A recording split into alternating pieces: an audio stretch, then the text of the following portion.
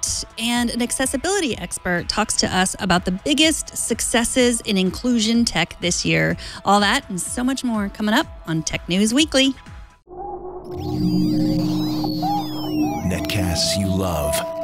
From people you trust. This is Twit. Bandwidth for Tech News Weekly is brought to you by...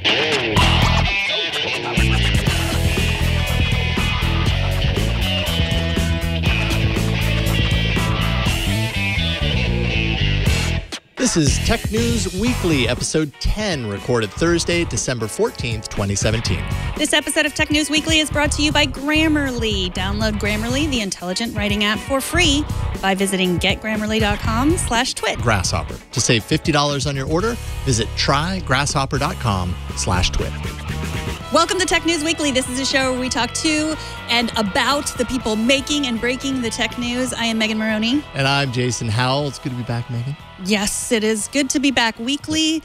I like weekly because we get to delve into the news. Yeah, I get to spend a little bit of extra time, especially when things break. Well, I would imagine this first story is considered breaking news as of this morning. Breaking the internet news. It's not stale yet. Breaking the internet news, is that what it qualifies as? This morning, the FCC held a long-awaited vote on whether to officially abandon net neutrality regulations that would help to keep it involved in protecting the open internet. As expected, under the leadership of FCC Chairman Ajit Pai, the vote split 3-2 across party lines, resulting in the official gutting of net neutrality protections. And joining us to discuss this news is... Hey, thanks for having me. It's great to have you here. Thanks for taking the time to join us. So the EFF Twitter account, I noticed, called this decision one of the biggest mistakes in internet policy history, which is a very big statement to put out there. Explain the EFF's stance on this issue and what this decision by the FCC could potentially lead to. What are people worried about with this?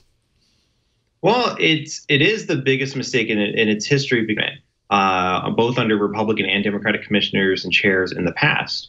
This is the first time, and in a market right now that's very concentrated, where a lot of people only have one choice, where the federal regulator is saying, I think it'll just work out in addition and privacy and kind of all the like. This is it's pretty drastic. So I think what people should be ready for is the ISPs are now very free to exert their power in whatever way they choose. There really isn't any law that restrains them. Some people will point to antitrust law, but the problem is the Supreme Court has said that the expert agencies should be the ones that handle disputes amongst companies when it comes to antitrust matters before you get to antitrust law. So, if I sued Comcast under an antitrust claim or the Department of Justice tried to, the courts would likely kick those claims while play a role when there's supposed to be an expert agency in charge of this. So it's pretty dramatic in kind of what's to come in the coming months and years on this. So what do you say to people who insist that we're actually just returning to the status quo? I mean, a lot of people are saying that, even people that may be on the FCC. What do you say to that? Like, this is just going back to the way it was. Well, it's incorrect as a factual legal matter, and I'll tell you why it's incorrect. As of 2005, when the FCC began to reclassify broadband companies as what are called Title I information services, what they did today. Back then, they always thought they had the power to address non-discriminatory or discriminatory conduct by ISPs and power to protect the networks on behalf of the public. And related to that, we can extend that power under the BitTorrent issue when Comcast was throttling BitTorrent and won. Really drove, really kind of undermined that legal theory. And then Verizon came in after 2010 and pretty much put a nail in the coffin. So the argument of we're just returning back to what curtailed the FCC power to do anything about what are called information services under Title I. Right. Now, Ajit Pai had stated at one point very recently that we're all going to wake up tomorrow after this decision, realize that nothing has changed. But this isn't really about flipping a switch, right? And I should also point out that Ajit Pai, I think it was yesterday, published a video that really just went in the direction of kind of mocking people who would say that this is a bad decision.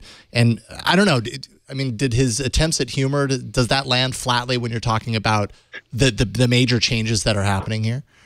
I mean, it was so poorly timed. I think 12 months ago, when you can make light of these issues, but now we're actually seeing exactly what the agency is doing, and it's dramatic, and And there's no joke. I mean, there's no laughing matter about this anymore. And the idea that you can do all these different things, while that may be true for the next 12 hours, 24 hours, I'm more worried about the coming years when the kind of the contracts that have been negotiated by like Netflix with Comcast and other big companies, when those start expiring and they have to go back to the negotiation table, and now the ISP no longer has laws that restrain what they can do to an edge provider if it doesn't comply or doesn't agree with what they would like to pay. There's a lot they can do to any sort of internet company out there, and there's nothing that the federal government is really putting into place to prevent that. At the end of the day, Facebook, Google, and internet world, I mean, they all depend on an open internet to succeed. Okay, so we've gotten all the bad news out of the way. What about the good news? You say that that Congress can reverse the FCC in 2018. Talk about that a little bit. Certainly. So Congress can actually invoke what's called the Congressional Review Act. It's a process to repeal a decision by a regulator. The Trump administration used a lot of these at the beginning of this year to repeal a lot of the final regulatory decisions that the FCC and other federal agencies did at the end of the Obama years.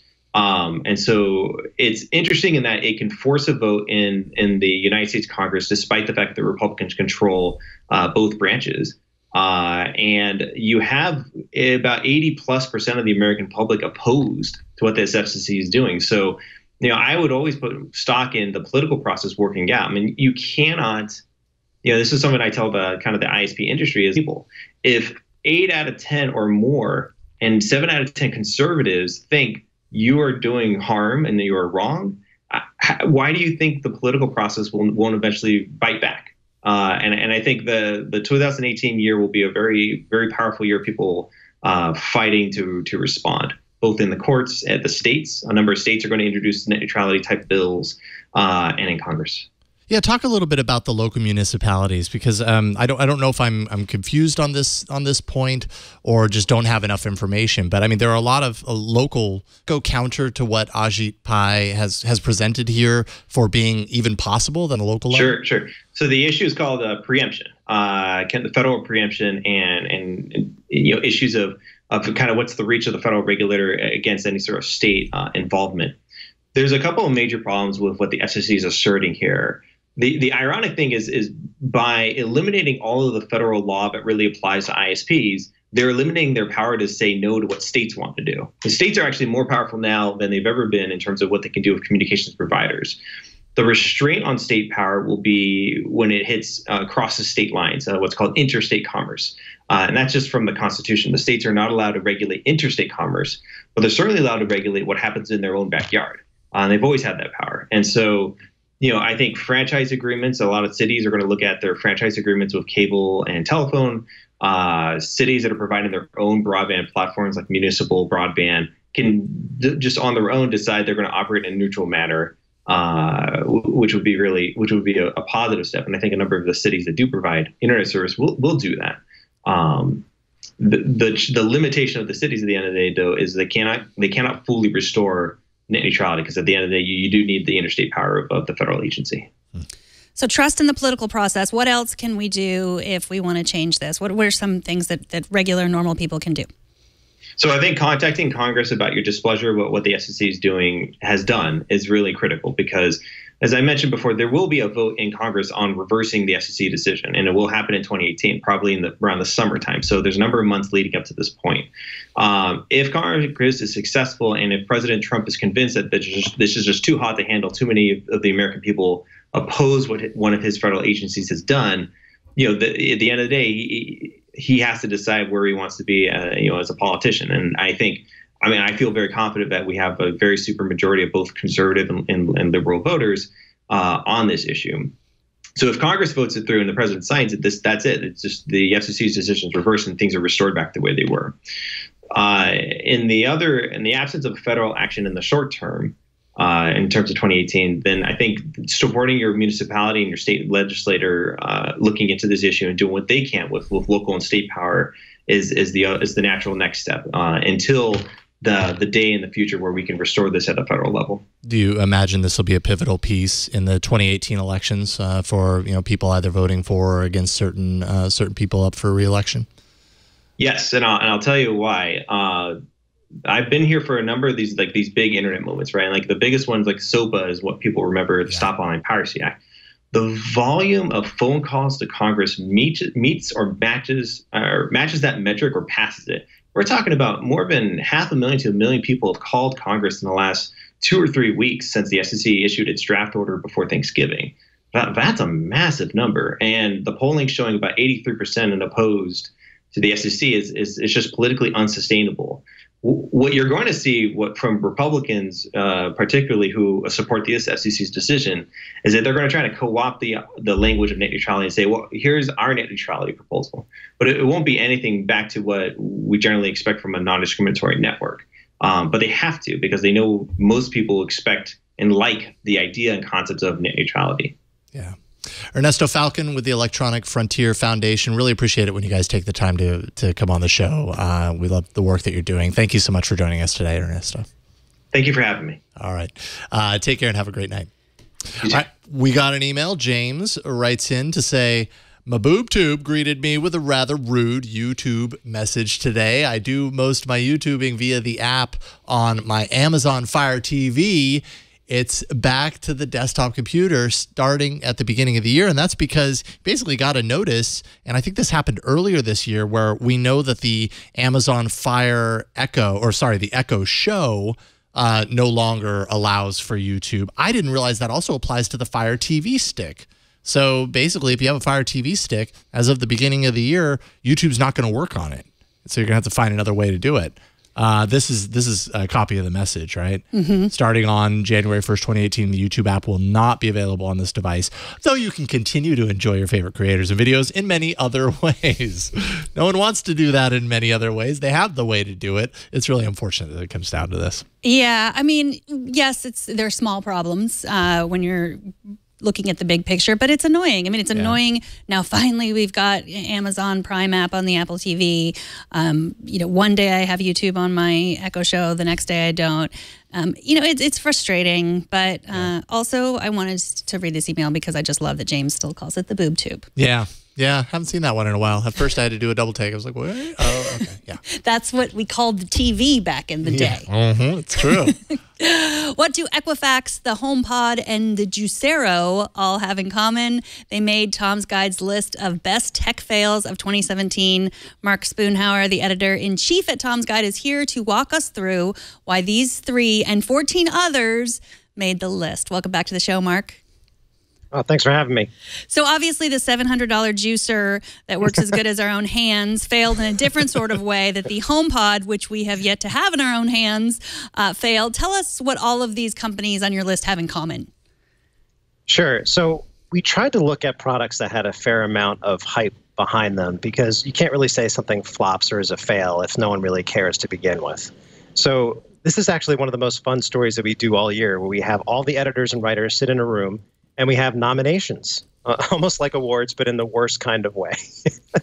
And what was interesting about this year's list is that there was one company that actually popped more than any of the others, and that was actually Google. And it came through multiple products, which raises serious questions, I think, mostly about their quality control when it comes to hardware.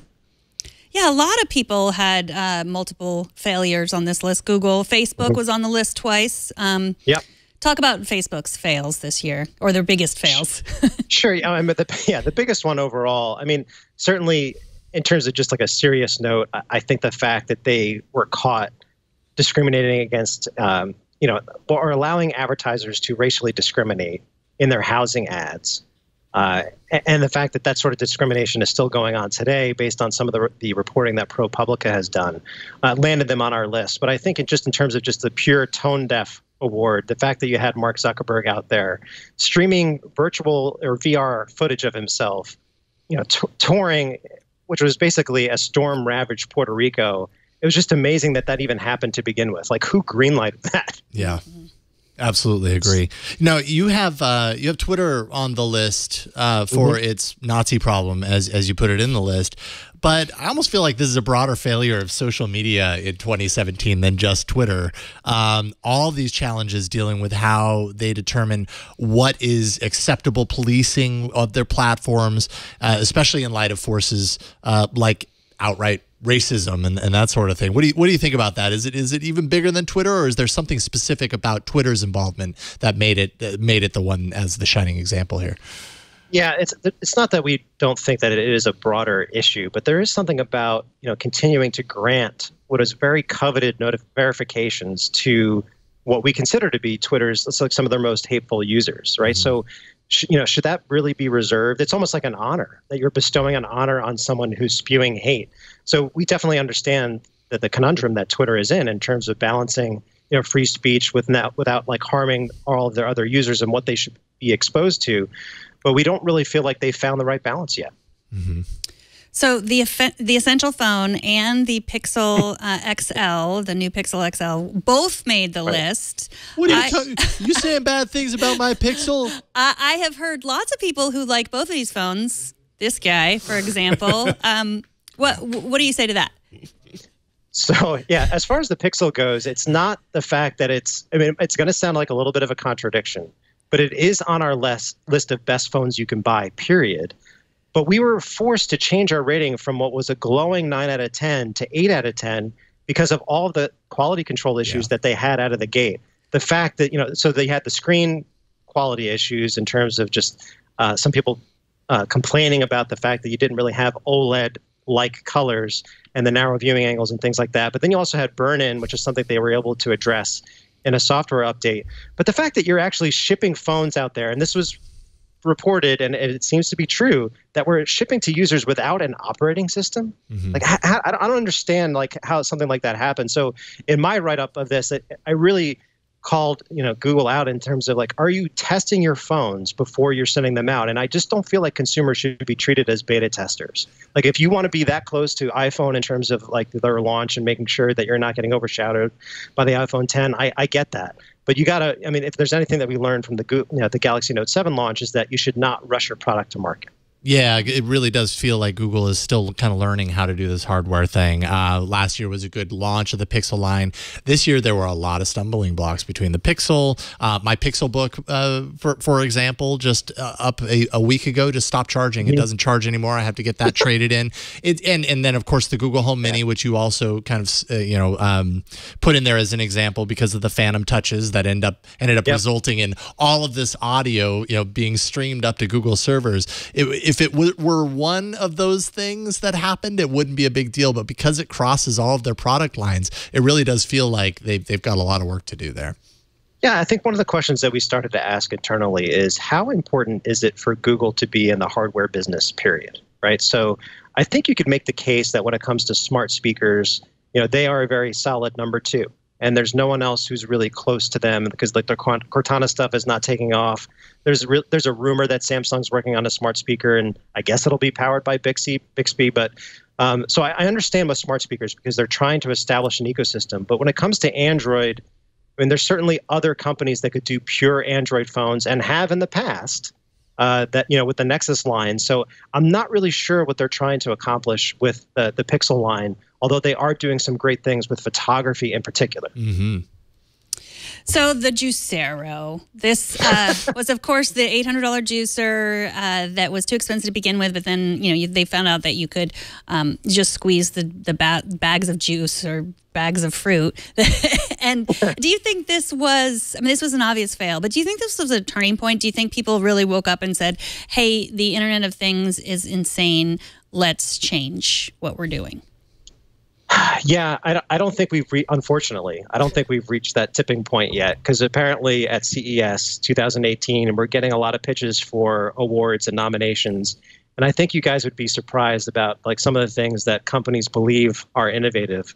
And I'll just give you one example. So like the ability to, let's say, set the exact temperature for the shower that you're about to take, and then literally get an alert on your phone when your shower is ready at the right temperature.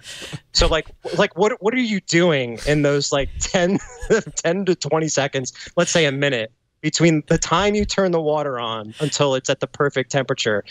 I just don't even know what to say when I see stuff like that. Did you get the one for asking whether you like to talk to your water bottle?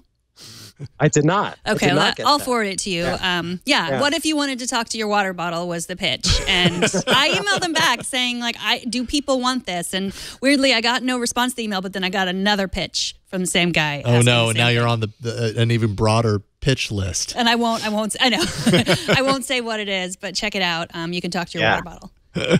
So no, I do think innovation is alive and well, but I think companies that are actually trying to solve real world problems as opposed to sort of making them up, I feel like that's the dividing line, right? Like, is it a real problem that you're trying to solve, or does it make your life like infinitesimally a little bit more convenient? Yeah, or not, because it always sounds like it's going to make it more convenient, but then it turns into an entirely different type of complication. Uber was, of course, on your list, and I think it deserved to be there for for far too many reasons, right? One of the failiest companies this year by far. Have they made enough changes to begin to turn that around? In other words, when you do this again in 2018, do you have confidence that Uber won't make the list again based on some of those changes?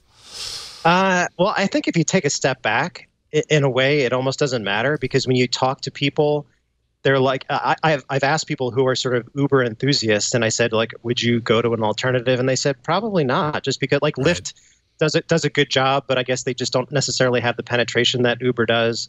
But I do think they definitely have to make strides in the coming year. Like the fact, like you guys probably saw in recent days, that someone got hit with an $18,000 bill. From Uber? Right. Yeah. Yeah. So they got hit with that bill. And then it was only once they actually went to social media and had other people talking about it that they were able to get that reversed. And Uber came out and apologized. But in the initial back and forth between this customer and Uber, they said, oh, no, that's accurate. So I think they definitely have a lot of work to do. Yeah. Yeah. So I was wondering why none of the disgraced venture capitalists made your list, like Justin Kalbeck, for example. I mean, we tried. I mean, that's a good point. Like, we tried to stay out of like personalities and tried to focus more on companies and products. But that's a good point that you bring up, because when we were talking about the Essential phone, you could make the case that one of the other reasons that they're a fail is that, you know, the head of the company had to take a leave of absence, which is the new term for sort of, you know, walking away briefly in shame before deciding whether or not it's okay to come back. But it was okay for him to come back. Yeah, we don't know. I actually don't know. Is he back in charge right now? I think he is back in charge. Kalbeck? Andy Rubin? No, Andy Rubin. Oh, Andy Rubin. Yeah, he came back. Yes, but we don't actually know what what all that was actually about. We just know that there was a thing that happened. Right, and I tend to assume if we didn't hear about it, it wasn't anything. But that's probably wrong to assume. Yeah.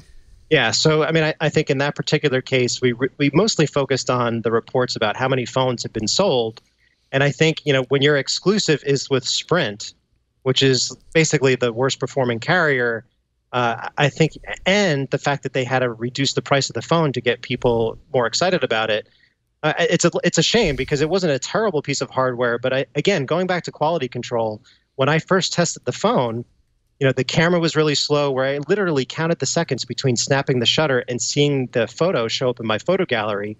And they improved that in terms of updates after that. But you only have, you know, one chance to make a good first impression, right? Especially when you're a smaller company. And I think they blew it in this case.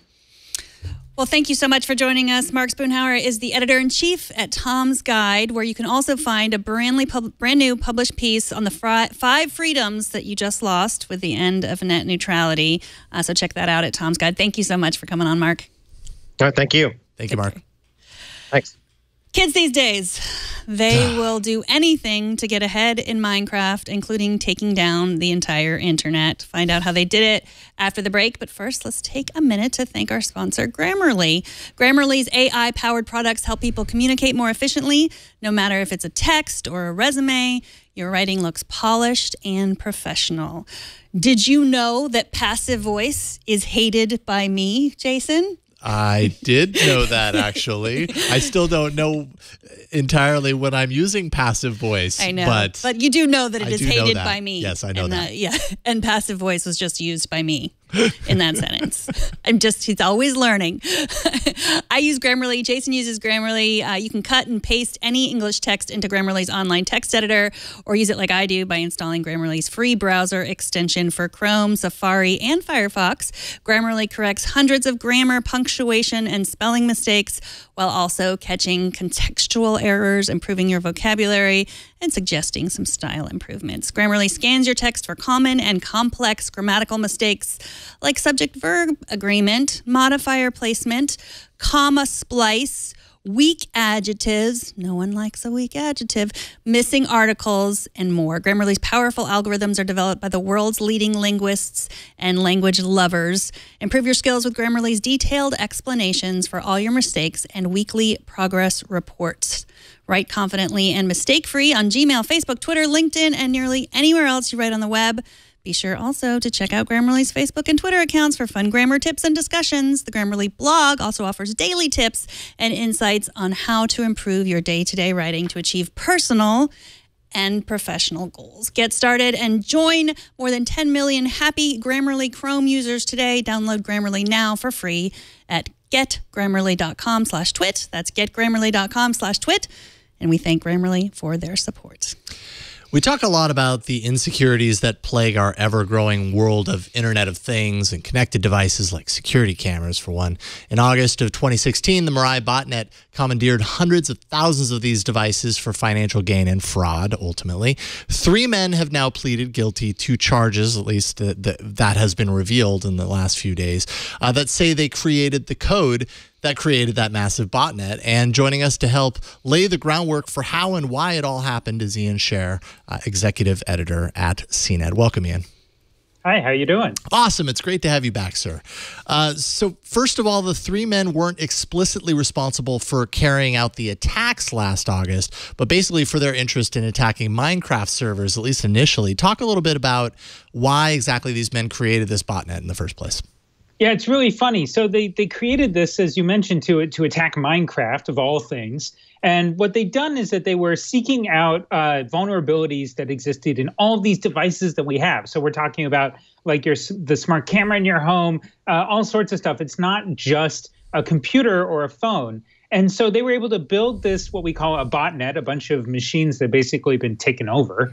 And it became one of the largest out there. It's funny, there's actually a quote in one of the stories out there about it, that it was like the Manhattan Project. They didn't even realize what they had on their hands. And so what happened was that eventually it was sold and then commandeered and was turned into this thing that helped to take down the internet for a day. But they never intended to do that. They were just trying to make trouble on Minecraft. So their initial intention was to make trouble in Minecraft, but I mean, ultimately, one of the men involved, Shah, later, like you said, sold that botnet code to cyber criminals, and then later made that code open source. So there was a little bit of an intention there to spread it out there. Were they? I mean, was this a protection maneuver on their part? Were they trying to kind of cover their tracks at some point? It's hard to tell, right? I think that at some point, I can't reach into their heads, but I think at some point, the interesting thing here, and actually Wired, I have to give them credit, even though they're not CNET, that they did an incredible job picking through the story. And one of the interesting things is that there's this whole like mafia underworld that these 3 men got involved in. And that's really where it gets interesting, is that this kind of protection racket / how do we attack different websites thing really became a part of this story. And so that's where it gets a little murky. But you could say probably maybe he was trying to cover up his tracks. Maybe he didn't realize what he had on his hands. It's kind of a mix of a lot of stuff, I think. Yeah. So Brian Krebs, the security researcher of Krebs on Security, got taken down by this. Did they target him in particularly? And did they target him because he was on their case? I mean, because they eventually, after this, did reveal who they were. Right. So he was targeted. And actually what's interesting to me is that him being targeted was what got the FBI involved. They were kind of aware of it, but it really brought the whole thing to the front burner for them. And that again is because it was I think it was one of the largest attacks that, when he was attacked, was one of the largest attacks that Akamai had ever seen. And to think that these, 3 basically college students, again, Minecraft players, could create such a devastating botnet is rather amazing. And, they're pretty young too, right? And they were able to cause so much trouble. So that's ultimately what led to their downfall was Krebs being attacked. Yeah, so obviously, and then Krebs was able to out them, or at least follow the breadcrumb trail in January to name them, and that seems to be part of what led to all this happening. One thing that I found interesting in all of this is this DDoS mitigation service that they were apparently running. It was they were like a one-stop shop. Talk a little bit about that. Yeah, it's really funny. I mean, I think this is where the really tough parts of the internet come in, right? Is that you think of companies like Facebook and Twitter, they've got enough money to build their own protection services to stop hackers and whatnot. And by the way, they're attacked every second of every day. It's unbelievable. But for those of us like, normal people like myself, if I have a little dinky website and I'm trying to build it into something, I can't afford that type of stuff. And so there are people out there where I've seen this. Hackers do this a lot now. They'll attack a website and then they'll say, hey, we found a vulnerability, but you're going to have to pay us to fix it. And it kind of turns into this kind of very weird, hey, you've got a nice storefront there. It would be a sad thing if something happened to it, right? And this is kind of what they became a part of. And it's really sad because it's one of the nastier parts of the internet. And it's one of these things that we get to see kind of a view into through this case. Mm-hmm. So the criminals were paid for a lot of these services with Bitcoin, and then part of their punishment is to turn over this Bitcoin. I mean, what's the government then going to do to this with this Bitcoin? Just hold on to it and hope they remember the password to their Bitcoin wallet? Yeah, and that the value grows, and maybe we can pay off our debt on it. Yes, exactly. That would be amazing, by the way. No, so what happens typically is that when the government gets restitution from this type of stuff, it tends to go into a fund that then helps to either continue fighting these cases or also the general fund and stuff. So, with Bitcoin, it's been interesting because I don't know if you remember during the Silk Road case, there were actually a couple of agents who ended up trying to steal Bitcoin out of the ones that were taken from the bad guy in that case. So, it'll be interesting to see how that plays out. But generally, it's like any other money that they take away and property, right? It kind of goes into the general government, ether, and then it comes out a different way. Yeah. For some reason, though, right now at this moment in time, knowing that Bitcoin is part of this transaction or part of the penalty makes it sting even that much more. Another part of the plea deal involves Xia's attack on the Rutgers University network using the Mirai botnet. Was this about altering grades? Because he was a student at the time, right? What do we know about that? So honestly, not that much. We know that he made these attacks, but I think it's very similar to what he was doing with Minecraft and everything. Yeah. These are kids who were just playing around, right? And they're trying to test as much as they could. And I see this all the time. I remember when the hacking thing started really grabbing attention a couple of years ago. These kids were just they're having fun. And that's part of what's interesting is that this hacking for kicks thing has been around for quite a while. Yeah, they've found ways to make money off it too, and that's pretty scummy. But it's part of that culture of the hacking world, right? Is to see how far you can get and what you can get away with. And by the way, it's worth pointing out, even Steve Jobs, the co-founder of Apple, he hacked the phone lines and was able to get the Pope on the phone at one point. So This is a long running history here. Sure. So the way part of how they did this, the vulnerabilities were in IoT devices. They just scanned. Yeah. It was very simple what they did, actually. I mean, they were smart, but what they did was pretty simple. They scanned for default security passwords on IoT devices because many people don't change them, and many devices make it very difficult to even know how to change them now. Right. Is that changing at all? Or is it getting, are these companies that are producing these IoT devices making it easier for us to protect them on our end? Well, these companies are definitely getting shamed about it. There's one website I remember very fondly called Insecam. I don't know if you remember this, but it was a website that you could literally go to and see. It was short for Insecure Camera. You could see into people's homes. And I literally was like clicking around, and I was suddenly in someone's penthouse in New York, and then I was in Hong Kong. It was scary because you never knew idea like what you were going to see, and I was afraid for the people on the other end of that camera. but it was a way to underscore how these default passwords are so dangerous. And so, yes, this is something that the industry is becoming more aware of. I think still, if you take it as a whole, it's a big problem, especially outside the United States. But, the industry does seem to notice that there is a problem. And I'll point out, it's not just these cameras and stuff. I mean, this happened in this case, but one of my favorite examples also is the Hello Barbie. Right. Yeah. You remember that right? I mean, that thing was hackable, and suddenly you had like these dirty, rotten men talking to children through their Barbie. I mean, come on. Right.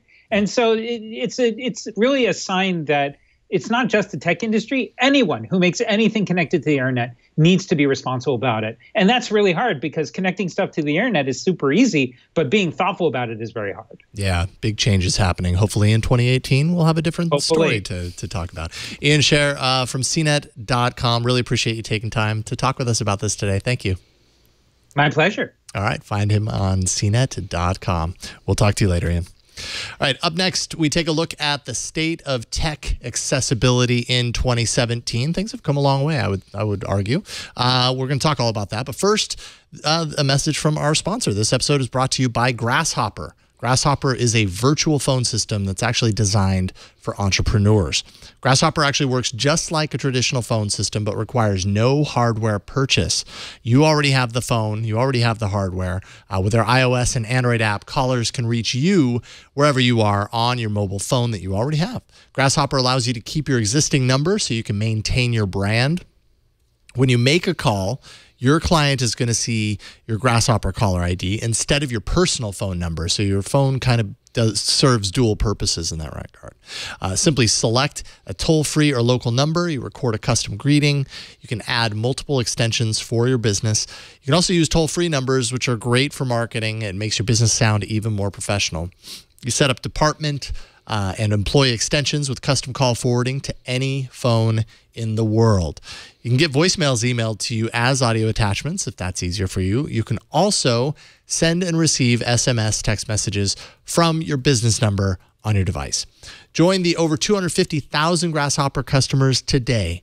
Plans start at just $12 per month, and you have a 30-day money-back guarantee. So now you can turn your smartphone into a business line with Grasshopper. To save $50 on your order, go to trygrasshopper.com/twit. That's trygrasshopper.com/twit. And we thank Grasshopper for their support of Tech News Weekly. We hear from a lot of you, and we're always grateful for that. We are particularly grateful to one listener, Kevin, who is One Armed Geek on Twitter, for recommending that we talk to our next guest, Deborah Rue, a tech inclusion and accessibility expert, podcaster, blogger, author, and CEO. Welcome to the show, Deborah. Thank you so much, Megan. And thank you for Steve for recommending me on the show. I've been watching the show for years, so I'm very excited. Well, I would love to ask you all the things we've gotten wrong over the years, but I won't. I'll ask you that offline. There's a quote from you that I really love that I assume is from your book. You say, the only disability is when people cannot see human potential. When I read that, I knew I had to talk to you about how tech is doing in terms of that quote, especially this year. So can you talk a little bit about some of the biggest advancements in tech inclusion and accessibility that you've seen this year? Yes, Megan, I'm very excited about what we're seeing. I think a lot of this technology that's happening, the VR, the AI, the robotics, the driverless cars, all of those are, I believe, have the power to change our lives, but certainly really have the power to make sure that people with disabilities are being included in society. These things are also tying with medical advancements that are allowing us to live longer. And I often say on my program, Human Potential at Work, that having a disability is just a very normal part of the human experience. I think sometimes we forget that, but it is. A lot of people, some people with disabilities are born with disabilities, like my daughter with Down syndrome, but most people with disabilities acquire the disabilities as they live their lives. And as we get over the age of 65, according to AARP, about 46% of us acquire disabilities. So it's just part of the human experience, and technology is going to help that. Obviously, when we talk about accessibility, there's a number of different facets of technology where that can fit in, be it the services we use or the hardware that we use. In the case of personal technology devices like our smartphones and tablets and that sort of stuff, are we in a better place now in terms of accessibility than we were 5 years ago? I know I've seen, from my brain that isn't very, tied in directly to that world, I see changes, but I don't know the effectiveness. Are they solving the right problems? How are they doing? Well, and that's a great question, Jason. And I actually think they are solving the right problems. It's interesting if we go back a few years. I remember we were told that that we could not take our tablets and our touch screens, mainly our touch screens, and make them accessible to people that were blind. It was just impossible. And then Apple did it. So I guess they figured out the impossible. And they have the voiceover on their smartphones, and Apple now has some of the most accessible phones in the world, and a large number of them are people with disabilities because, of course, we're going to use something that's accessible to us. So I'm very hopeful about the future. I think the technologists, the innovators, people that are trying to do social good, all understand that there's value in all of us being included. And the good news about accessibility is that when you make technology or applications or anything accessible, it makes it more accessible and usable for all customers and consumers, which is exciting. Mm-hmm. So we're pretty hard on Facebook around here, but what have they done this year to make their service more accessible to all? Well, Facebook's done a really good job. And all of the social media platforms, I think, are doing a good job. Twitter's doing a good job. Some of them are further ahead than others, but Facebook has done quite a bit, making sure that we can make our videos accessible. And just something that I thought was interesting. I've seen different numbers depending on where you're looking, but we've heard that between 80 and 85% of the videos that are watched on Facebook are watched without the sound. Mm-hmm. So think about that. You're spending a lot of time to make that video and getting us to watch it, and we're watching it without the sound. So you really need to make sure you're telling your story in a way that if we're not listening to it, that we can still get your message, and at the same time that really supports people that people that are deaf, people that are hard of hearing. So once again, when we do it right, society benefits. Yeah, and so Facebook's actually doing a good job. No, excuse me, Jason. Go ahead. No. I was just going to touch on that. That's been one feature that I've seen, especially over the last couple of years, that I've benefited from that, because a lot of times I'm scrolling on my phone. The last thing I really want is to turn up the audio and to watch a video for 5 minutes. So, but because that text is there, and I think a lot of times it's automatically generated, so that the systems behind the scenes are making it easier and easier to do that. Everybody seems to benefit. I can only imagine how beneficial that is to someone who is hearing impaired, or that just opens up that world even more. That's a really good example of what you're talking about. To speech and things like that. This was created for people with disabilities, and yet we all use captioning when we're in a crowded restaurant or at the gym or in a fast food restaurant, and we cannot hear the volume of the television, but they are showing captions or information running across the screen. We can participate even if we can't hear it. So once again, think of the value, but benefit to all of society, which to me is a win. Absolutely. So I know that Facebook has gotten better about metadata. When people post photos, they're using AI.